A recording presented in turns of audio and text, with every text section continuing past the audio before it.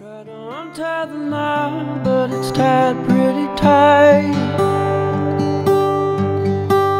All that night in your heart when you left that night. 'Cause love is like water, the water gets rough. I've had all I can stand, but I can't get enough.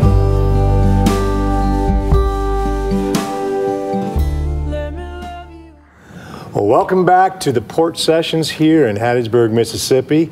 And as you can probably tell, yet one more time, we are not on the porch because the weather is not cooperating with us. And believe it or not, it is snowing outside. You must have brought it down with you. I think, yeah, everywhere I go, that snow and the rain follows.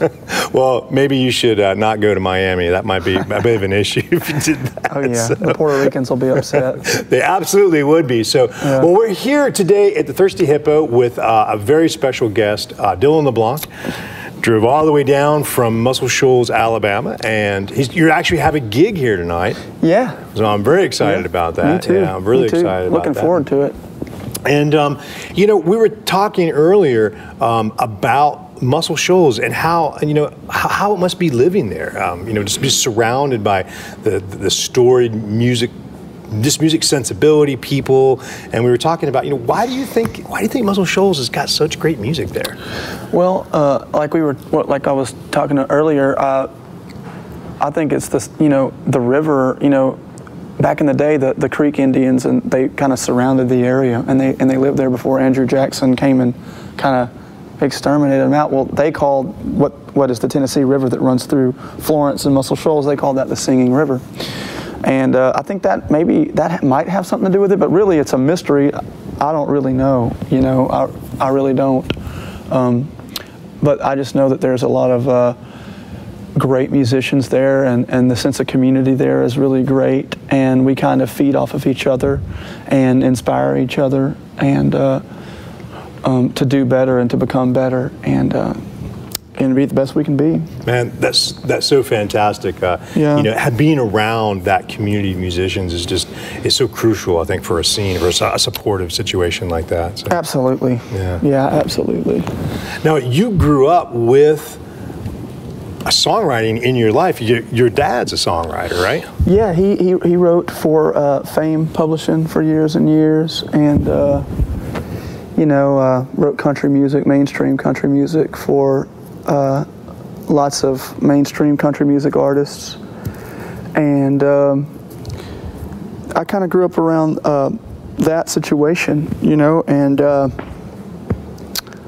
it got a first-hand education at what really songwriting is about, because, you know, as a country music songwriter, it's mostly you're telling stories, you know, and writing in not a whole, I mean, it's not very detailed, but it's just kind of more from the gut and not as much like intellectual, you know, writings. But I always enjoyed that, and, you know, whether or not I enjoyed the music, I always enjoyed the art and the craft of actually writing the song. Well, it must have been really cool, because it must have given you a lot of confidence to go out and be a songwriter, because you see your dad get up and go to work, and, you know, and your dad going on to work, and he's going to write songs, you know, so you must have been like, yeah, man, I can do this, you know, right? Yeah. It must have been pretty great. It was. I never felt like he was getting up and going to work. I think he really enjoyed what he did for a living, and I think that was something that it had a profound effect on me, because, you know, I loved music for as far back as I can remember, and I just thought, wow, what a great way to make a living, and just yeah, you don't really have to do a whole lot, you know, except I mean, driving and you know, touring is hard, but, you know, sometimes, but just getting up every day and pouring yourself a copy, you kind of make your own schedule, and I just thought that was way more appealing to me than flipping burgers at Mickey D's, for sure. You know? Yeah, I think I'll agree with you on that one. So. Yeah. Well, I'm really excited about hearing some songs from you, and we're going to hear a couple new songs from you. And I think you said the first one you're going to play is called "Cautionary Tale." Yeah. And I was wondering, great title, by the way. It's a really great title. Yeah. And I wonder if you could just tell me a little bit about that song and what inspired it. That song, it's really about kind of spinning out of control, and you know, what a cautionary tale is you know the warnings that your parents used to kind of give you as a kid, and what they would tell young children. It actually dates back to like Germany in the 1600s. And I was looking it up because I thought of the title and I had to Wikipedia it. What would we do with that wiki? Huh? Yeah, I don't know. I'll look up everybody. My favorite actors and artists. I'm always. They were in that movie? No way. Yeah. Yeah, and but yeah, so I was looking it up, and it was the tales when they didn't want their children to do something bad, they would tell them they would give them the cautionary tale, and I feel like like when your parents these days more would be like, don't do drugs because it can kill you. That's a cautionary tale. So it's just about like kind of like heeding like the warning, but also kind of spinning out of control and not really. That song is pretty much not caring about the cautionary tales and that I heard as a young man, and kind of just living life and as it comes, and not worrying too much about the destruction or the destination that you leave behind or get to, because it's all about the journey. Yeah, exactly. Yeah, all about the journey. So that's kind of it. Well, cool, man. Well, I'm looking forward to hearing it. We'll be right back with Dylan LeBlanc and Cautionary Tale. Yeah. Yeah.